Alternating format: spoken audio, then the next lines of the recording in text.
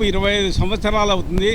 కానీ మన ప్రభుత్వం మన మహబూబాబాద్ పరిపాలనాధికారి అయినటువంటి కలెక్టర్ కానీ, మున్సిపల్ చైర్మన్ కానీ, మున్సిపల్ కమిషనర్ కానీ, ఎందుకంటే కార్గిల్ స్తూపం కట్టుకుంటామని దాదాపు సంవత్సరాల తరబడి వాళ్ళ చుట్టూ తిరిగినా కానీ ఇంతవరకు కార్గిల్ యుద్ధ వీరుల స్తూపానికి జాగా ఇస్తానికే కనీసం ఒక కుంట జాగా కూడా రోడ్డు మీద నిర్మించుకోవడానికి పర్మిషన్ ఇవ్వలేనటువంటి అలసత్వం ఉన్నది.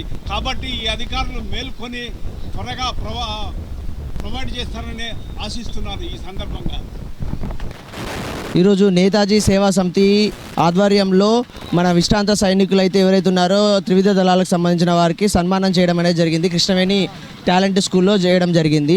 ఈ వేదిక తరపున దాంతోపాటు విశ్రాంత సైనికులతో కలిసి మేము కూడా ర్యాలీ చేయడం అనేది జరిగింది. దాని తర్వాత విశ్రాంత సైనికులకు సంబంధించిన వారి యొక్క బాధలు ఏవైతే ఉన్నాయో వారి గురించి గవర్నమెంట్ కంపల్సరీ పట్టించుకొని వారికి ఏదైతే సదుపాయాలు అందాలో కంపల్సరీ వాళ్ళకి అందాల్సిన బాధ్యత గవర్నమెంట్ది.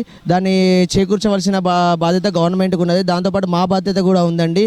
ఒక నార్మల్ పర్సన్స్గా మేము కూడా మీకోసం పోరాటం చేస్తామని మేము చెప్తున్నాము. దాంతోపాటు మా మరిపేడ బంగ్లాలో దేశంలోనే 2వ ప్లేస్లో ఉంది.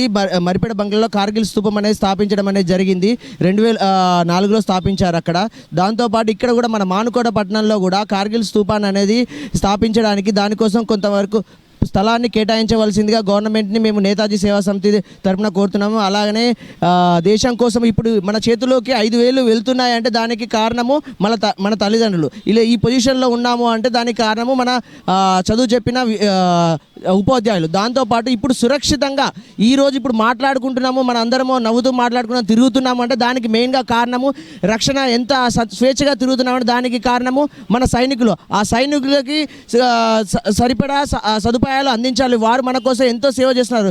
రాత్రి ఎండ పగలు తేడా ఏది లేకుండా వాళ్ళు చలికి వానకి వాళ్ళ ఫ్యామిలీలు అందరినీ వదిలిపెట్టి ఈరోజు బయటికి వెళ్తే అక్కడికి వెళ్తే మళ్ళీ వాళ్ళు తిరిగి వస్తారో లేదో తెలియదు. వాళ్ళ తల్లిదండ్రులకి ఎట్లా కావాలి, వాళ్ళ కూతుర్లు, వాళ్ళ భార్య కానీ, దాంతోపాటు కొడుకులు, వీళ్ళందరికీ ఎవరు చూసుకోవాలి, వాళ్ళు చనిపోతే నెక్స్ట్ కార్యక్రమంలో ఎవరు చేయాలి అన్నది కూడా వాళ్ళు ఆలోచించకుండా దేశం కోసం వాళ్ళు పోరాడమని వెళ్తున్నారు.